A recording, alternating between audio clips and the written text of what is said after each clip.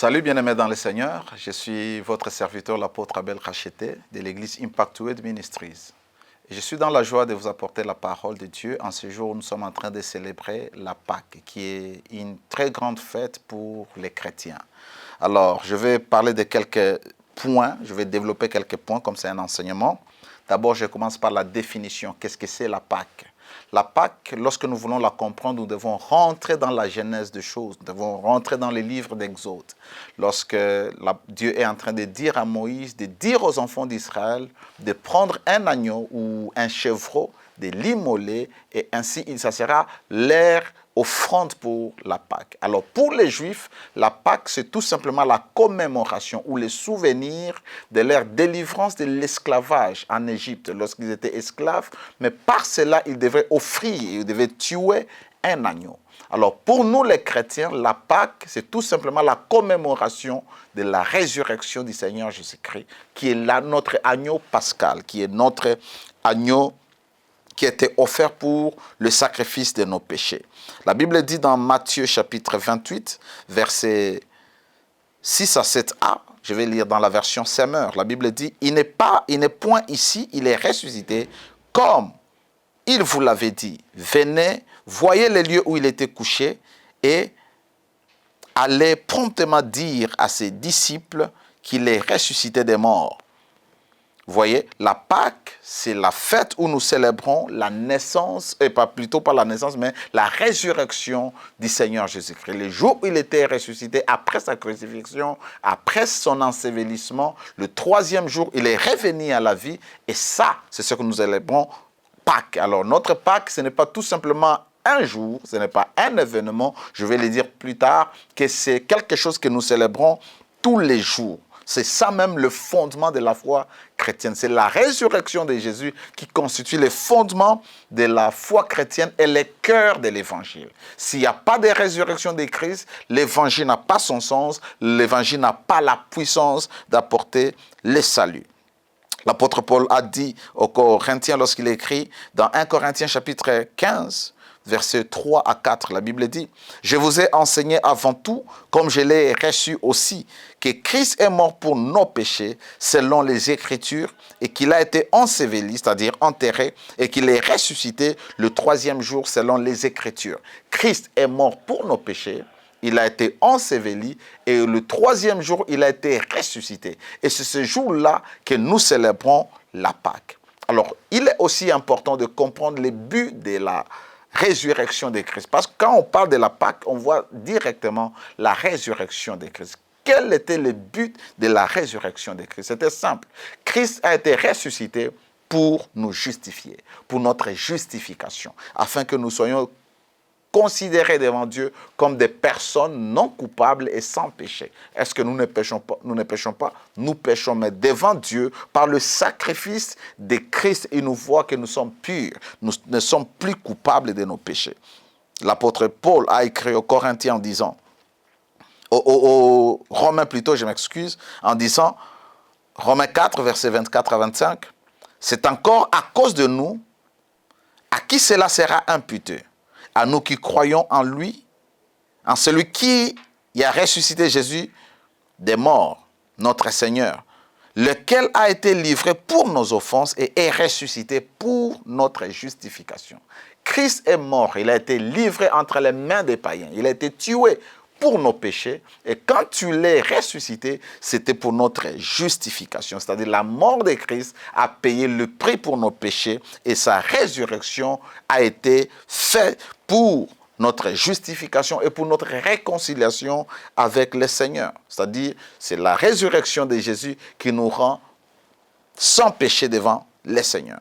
Deuxième point ou troisième point, je vais parler de pourquoi célébrer maintenant la Pâque. Pourquoi devons-nous célébrer la résurrection de Jésus? 1 Corinthiens 15, 20, la Bible dit, « Même maintenant Christ est ressuscité des morts, il est le prémisse de ceux qui sont morts. » Pourquoi devons-nous célébrer la Pâque? Parce qu'il y a plus de 2000 ans que Christ est mort sur la croix et il est ressuscité après 3 jours et maintenant il vit éternellement, il vit pour toujours. Christ est ressuscité et il est le prémisse de ceux qui sont morts. Les prémices de ceux qui sont morts, c'est-à-dire le premier fruit de ceux-là qui sont morts et qui doivent être ressuscités. Il est ressuscité pour ceux-là qui sont morts. Nous sommes morts comment? Nous sommes morts au péché et il est ressuscité ensemble avec nous. Pourquoi devons-nous célébrer la Pâque? Parce qu'il est mort pour notre justification par la puissance du Saint-Esprit. Romains 4, je rentre sur ce passage, 4, 24, 25. C'est encore à cause de nous, à qui cela sera imputé à cause de nous qui croyons en celui qui a ressuscité des morts Jésus-Christ, et nous croyons en Dieu qui a ressuscité Jésus d'entre les morts, lequel a livré pour nous, lequel a été livré pour nos offenses et est ressuscité pour notre justification. Alors Dieu nous a pardonné et il nous a justifiés, il nous a réconciliés. Pourquoi devons-nous célébrer la Pâque? Pourquoi devons-nous célébrer la résurrection de Christ? Parce que la mort et la résurrection de Jésus, nous sommes délivrés de l'esclavage du péché à travers l'agneau pascal qui était Jésus. Il fallait prendre un agneau et offrir. Vous savez, dans l'Ancien Testament, lorsque les gens péchaient, pour les pardonner, pour les libérer, il fallait offrir des sacrifices. Un agneau devait être offert. Pour libérer Israël de l'esclavage, Dieu a ordonné à Israël d'offrir, le peuple hébreu, à offrir un agneau ou un chèvreau. Ainsi, pour que nous soyons délivrés de l'esclavage du péché, il fallait que l'agneau pascal soit aussi offert à notre place pour que Dieu puisse nous pardonner et que nous soyons restaurés. Et ça, nous le trouvons dans 1 Corinthiens chapitre 5, verset 7. La Bible dit, dans la version Louis II, « Faites disparaître le vieux levain, afin que vous soyez une pâte nouvelle, puisque vous êtes sans levain, car Christ, notre Pâque, a été immolé. » Christ est notre Pâque, et l'agneau pascal qui a été immolé pour nos péchés, pour que nous puissions mener une vie nouvelle. L'ancienne vie, c'est ce qu'on appelle le vieux levain. Et la nouvelle vie, la pâte nouvelle qui a maintenant la vie de Dieu, la pâte nouvelle sans levain, c'est la vie nouvelle en Christ. Si j'ai lu le même passage dans la version Semeur, la Bible dit, « Faites donc disparaître tout vieux levain du milieu de vous, afin que vous soyez comme une pâte toute nouvelle, puisqu'en effet, vous êtes sans levain. Car nous avons un agneau pascal qui a été sacrifié pour nous, Christ lui-même. » Christ a été sacrifié pour nous comme l'agneau pascal afin de nous délivrer de l'esclavage du péché. Pourquoi devons-nous célébrer la Pâque? Parce que beaucoup de gens se posent la question, devons-nous célébrer la Pâque? De la même manière pour Noël, pour Pâques. C'est sûr que l'établissement de cette journée-là a comme origine païenne, mais devons-nous ne pas célébrer ce que Christ a fait pour nous parce qu'il y avait une déesse qui était adorée? Non. Nous devons comprendre le sens spirituel des choses et nous donner et rendre culte à Dieu, célébrer cela parce que c'est important dans le christianisme. Pourquoi devons-nous célébrer la Pâque? Parce que la résurrection de Jésus nous donne la vie nouvelle en Christ. Nous avons la vie nouvelle parce que Christ était ressuscité. Éphésiens chapitre 2, versets 4 à 5, la Bible dit, « Mais Dieu qui est riche en miséricorde à cause du grand amour dont il nous a aimés, nous qui étions morts par nos offenses, nous a rendus à la vie avec Christ. C'est par grâce que vous êtes sauvés. » Lorsque Christ est ressuscité, il n'était pas seul, il était avec nous dans son corps. Vous savez que nous représentons le corps de Christ. Et quand il ressuscitait, la Bible dit, Dieu nous rendait à la vie. Il nous ramenait à la vie. Nous qui étions morts par nos offenses, nous qui étions morts en Adam, nous qui étions morts dans le péché. Maintenant que Christ est ressuscité, lorsque nous l'avons vu, nous sommes ressuscités aussi avec lui. Dieu nous a ramenés à la vie. L'importance de la résurrection de Christ, c'est ça. Parce que avec la résurrection de Christ, ou grâce à la résurrection de Christ, nous aussi, nous pouvons vivre. Notre ancienne vie est passée et maintenant nous avons une nouvelle vie, la vie de Dieu. Nous célébrons la Pâque. Pourquoi? Parce que la résurrection de Jésus nous a régénérés. 1 Pierre 3. 1 Pierre 1, 3, la Bible dit, « Béni soit Dieu le Père de notre Seigneur Jésus-Christ, qui selon sa grande miséricorde nous a régénérés pour une espérance vivante, par la résurrection de Jésus-Christ d'entre les morts. Il nous a régénérés pour une espérance, cette vie nouvelle que nous aurons, que nous passerons avec lui dans l'éternité. Mais cela a été possible par la résurrection. C'est par la puissance de la résurrection que nous sommes régénérés. Nous retournons à la vie. Nous sommes ressuscités des morts parce que nous étions déjà morts en Adam. La résurrection de Jésus nous donne la victoire sur le péché et sur la mort. Pourquoi devons-nous célébrer la Pâque? Parce que nous nous rappelons que la mort et la résurrection de Jésus nous a donné la victoire sur les péchés et aussi sur la mort. 2 Timothée chapitre 1, verset 10. La Bible dit: Jésus-Christ qui a détruit la mort et a mis en évidence la vie et l'immortalité par l'évangile. Comment est-ce que Christ a détruit la mort? Il a détruit la mort en mourant à la croix et en ressuscitant des morts.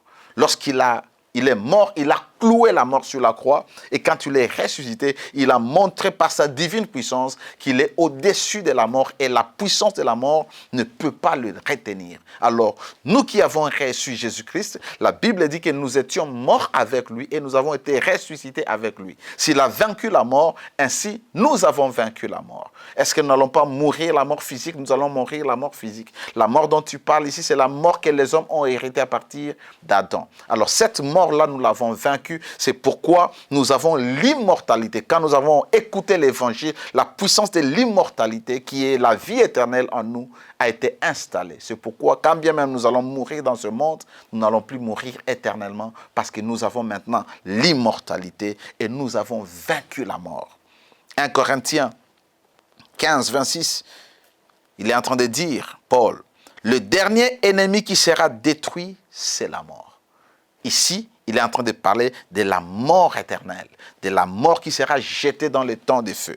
Vous voyez, le dernier ennemi qui sera vaincu, c'est la mort, parce que Christ a déjà vaincu la mort. Pourquoi devons-nous célébrer la Pâque? Parce que nous avons l'espérance de la vie et de la résurrection.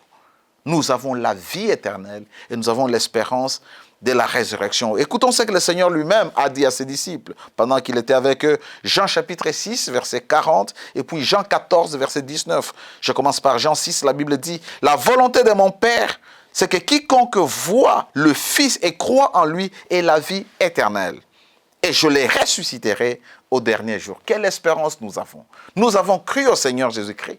Non seulement nous recevons, non que nous recevrons la vie éternelle, nous avons reçu la vie éternelle lorsque nous avons cru. Elle est en nous. Et c'est elle qui permet que lorsque nous mourrons maintenant, ou nous sommeillons maintenant, nous serons ressuscités à cause de cette vie que nous avons. Et il y a la promesse, il dit, je les ressusciterai au dernier jour. Quand il viendra, il va ressusciter ceux-là qui ont cru en lui. Jean 14 dit, 19, encore un peu de temps et le monde ne me verra plus, mais vous me verrez, car je vis et vous vivrez aussi. L'espérance de la vie. Parce qu'il est ressuscité des morts et qu'il vit éternellement, il vit pour toujours, nous qui avons reçu Jésus-Christ, nous allons aussi vivre avec lui. C'est pourquoi, bien-aimés, ne craignez pas si vous êtes chrétien. Vous avez l'assurance et l'espérance de la vie éternelle. Vous avez l'espérance de la résurrection ce jour-là. Alors vous comprenez que Christ nous donne la victoire sur la mort, la victoire sur les péchés, la délivrance de la mort spirituelle parce qu'il a été ressuscité. Vous comprenez le sens de la Pâque. La Pâque, ce n'est pas juste un événement. Ce n'est pas juste un jour qu'il faut célébrer après une année. Dans une période entre mars et avril. Non, la Pâque, vous allez comprendre que nous devons la célébrer tous les jours. Et nous célébrons tous les jours la Pâque. Surtout les églises qui, chaque dimanche, se réunissent, ils prennent la Sainte Seine. Parce que la Sainte Seine, c'est le symbole de la Pâque. C'est la célébration de la Pâque. Vous vous rappelez, avant que le Seigneur ne meure, il a institué la Pâque. Il a institué la Sainte Seine. Il a célébré sa Pâque en instituant la Sainte Seine. Vous comprenez? Alors, pourquoi devons-nous célébrer la Pâque? Parce que la résurrection de Jésus nous a donné une position d'autorité, de pouvoir, de domination et de victoire. Vous voyez, dans le Seigneur. Par sa résurrection seulement, nous, enfants de Dieu, nous avons été établis dans une position de pouvoir, d'autorité, de domination et de victoire. Lisons cela dans les livres de... Ça, vous prenez, lisez à la maison, Éphésiens chapitre 1, 20 à 21, mais je vais lire le Éphésiens 2, verset 6. Vous lisez Éphésiens 1, 20 à 21, mais moi, ici, je lis Éphésiens 2 plutôt, verset 6. Dans Éphésiens 1, la Bible dit, Dieu a ressuscité Jésus d'entre les morts et il a fait asseoir à sa droite, à la droite de la majesté divine, au-dessus de toute domination, de toute autorité, de toute puissance et de toute dignité, et de tout nom qui peut se nommer, non seulement dans les siècles présents, mais aussi dans les siècles à venir. Mais il dit au chapitre 2 que pendant qu'il est ressuscité Jésus, il confirme, il nous a ressuscités ensemble avec le Christ et nous a fait asseoir ensemble dans les lieux célestes. Pendant que Christ était ressuscité et il a reçu la position de s'asseoir dans les lieux célestes, nous étions dans son corps. Il était mort pour nous, il nous représentait et ensemble avec lui, nous sommes assis dans les lieux célestes. C'est là. S'il est au-dessus des dominations, c'est-à-dire avec lui, nous sommes aussi au-dessus des dominations, au-dessus des autorités, bref, au-dessus de toutes les puissances des ténèbres. Nous sommes assis dans les lieux célestes au-dessus de nos ennemis. Alors, je vais parler de comment célébrer la Pâque. Je vous ai donné la raison pourquoi nous devons célébrer la Pâque. C'est important pour les chrétiens. Mais comment maintenant célébrer la Pâque? Nous célébrons la Pâque comme une célébration annuelle de la résurrection de Jésus-Christ après sa crucifixion et après sa mort. Et ça, nous appelons beaucoup plus le dimanche de la résurrection. Comme le 31, ça sera le dimanche de la résurrection. Et là, d'une manière ponctuelle, chaque année, nous devons célébrer cela. Parce que c'est une commémoration annuelle. Et beaucoup, ils le prennent dans un sens religieux. Mais nous célébrons la Pâque, comme j'ai dit les raisons, nous célébrons la Pâque comme souvenir du don du salut. Le salut que le Seigneur nous a donné à travers le sacrifice de son Fils Jésus-Christ. Alors nous célébrons la Pâque et c'est là qu'intervient le fait de prendre la Sainte Seine tous les dimanches. Vous pouvez le prendre tous les jours. Ce n'est pas une fois l'année, ce n'est pas une fois les 6 mois. C'est tous les jours, chaque fois que nous nous réunissons pour la cause de Jésus, nous devons faire cela pour nous souvenir de lui, nous souvenir du sacrifice qu'il a donné afin que nous soyons sauvés. Les dons du salut que nous avons reçus. Alors c'est là que je rentre dans les 2 passages qui parlent de la Sainte Seine. Matthieu 26, 17 à 28, vous allez lire à la maison, c'est la célébration de la Pâque. La Pâque juive, parce que Jésus était sous la loi et il devait célébrer la Pâque juive. Et là, il a institué, pas cela, il a institué. Pourquoi? Parce que la Pâque juive était l'ombre des choses à venir et qui devrait avoir les réalités en Christ. Et ce jour-là, comme il ne veut pas mourir, il a pris le pain qui symbolisait son corps et il a pris le sang qui symbolisait le sang de la nouvelle alliance. Vous vous rappelez, lorsqu'il appelle Moïse, dans l'ancienne alliance, ils ont aussi conclu l'alliance avec le sang. Ils ont tué un agneau et Moïse a dit, ce sang, c'est le sang de l'alliance avec l'Éternel. Et maintenant, il devait rectifier cela et confirmer cela parce que lui, il est la réalité de choses à venir, la réalité de l'ombre dans l'Ancien Testament. Il a pris parce que ça devait s'accomplir à la croix. Là, il devait offrir son corps et verser son sang. Il a pris le pain, il a dit, ceci est mon corps et ceci est mon sang.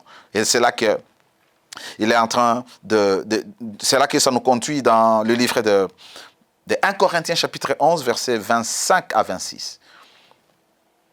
De même, après avoir soupé, il a pris la coupe et dit, « Cette coupe est la nouvelle alliance à mon sang. Faites ceci en mémoire de moi, toutes les fois que vous en boirez.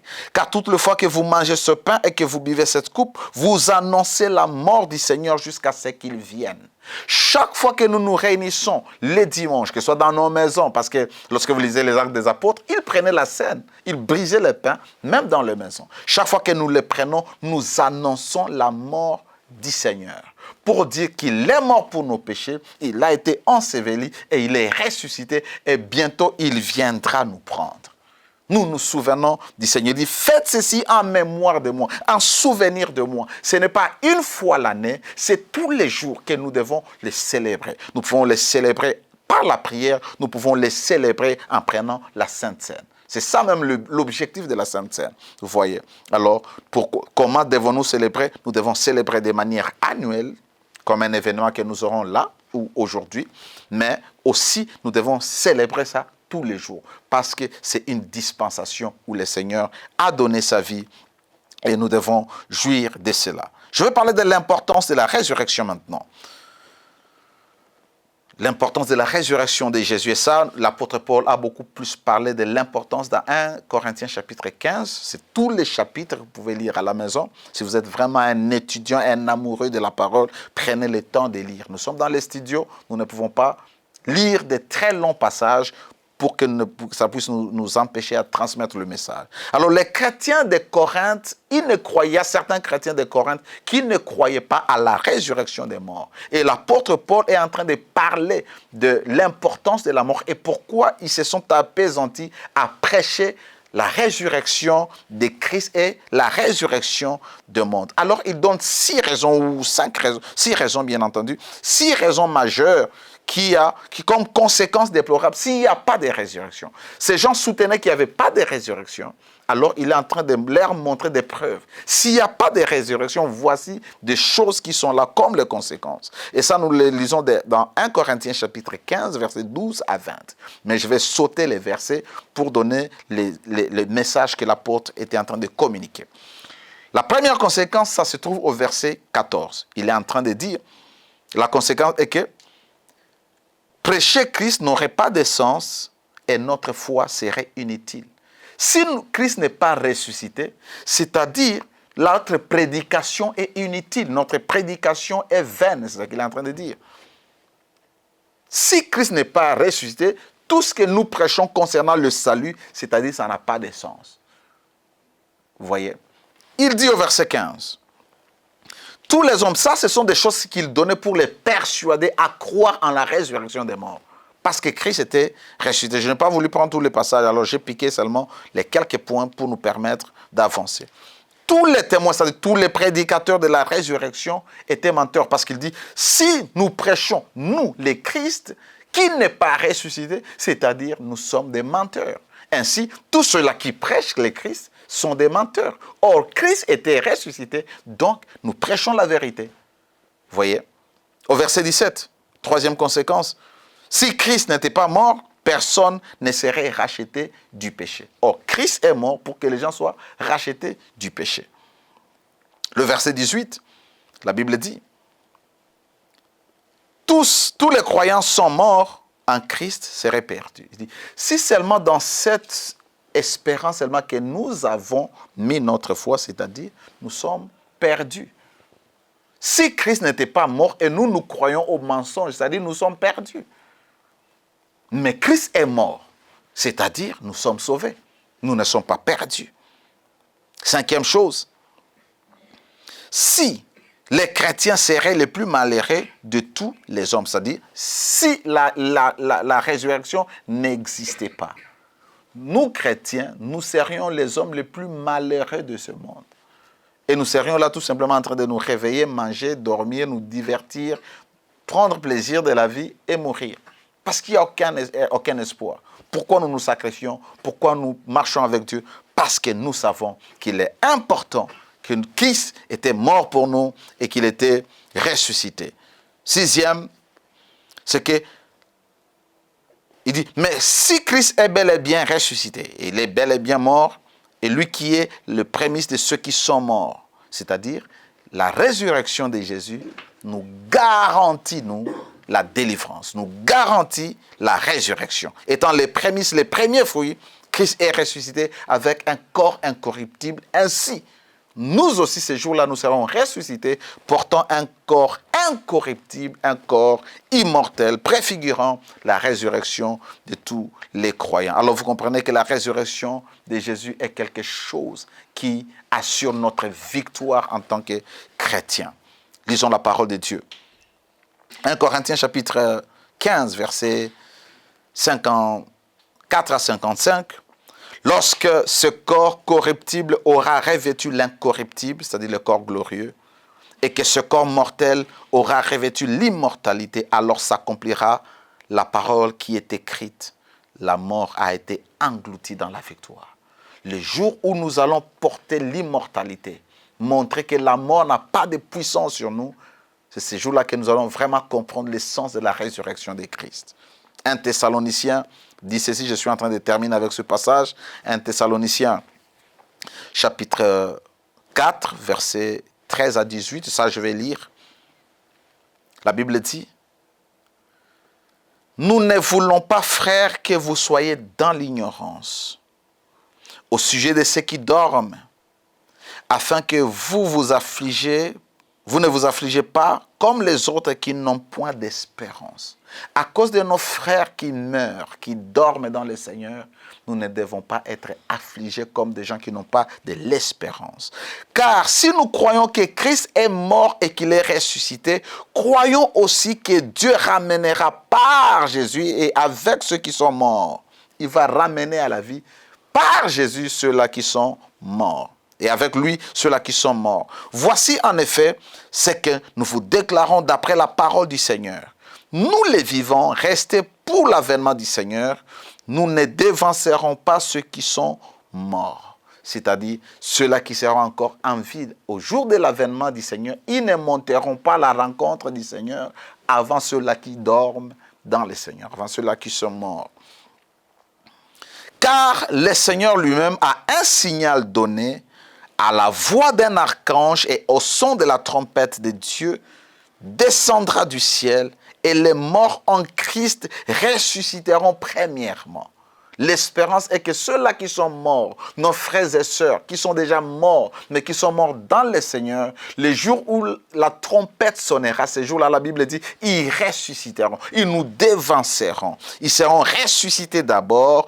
Ensuite, nous les vivants, nous qui serons restés, nous serons tous ensemble. Et ceux-là qui sont ressuscités et ceux-là qui sont vivants, parce qu'ils ressuscitent avec un corps glorieux, et ceux-là qui sont encore vivants, ils ne ressuscitent pas, mais ils sont changés. Ils portent maintenant le corps glorieux, ils portent l'immortalité, ils portent l'incorruptible. Il dit, ensuite, nous les vivants qui serons restés seront ensemble enlevés avec eux dans des nuées, sur des nuées, à la rencontre du Seigneur dans les airs, et ainsi nous serons toujours avec lui.